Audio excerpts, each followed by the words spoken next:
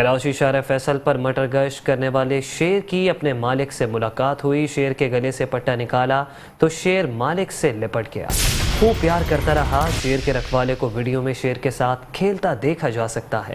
مالک سے بچھڑنے کے غم میں شیر نے کھانا پینا چھوڑ دیا تھا۔ 2 دن سے بھوکے شیر کو کھانا کھلانے کے لیے مالک کو چڑیا گھر بلایا گیا۔ چڑیا گھر کے انتظامیہ نے خالی پنجرے کی صفائی کروا کر شیر کو وہاں شفٹ کروا دیا ہے۔ دیکھ بھال کے لیے روزانہ اس کے پاس آیا کریں، انتظامیہ کا شیر کے مالک سے درخواست۔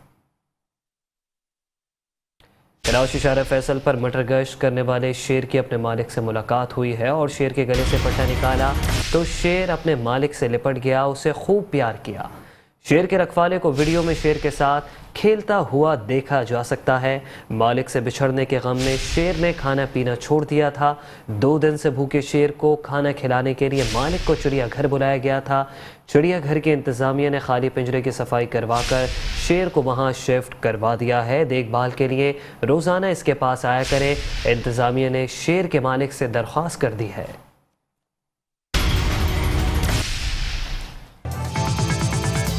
میٹرو ون نیوز، ہر پل کی خبر۔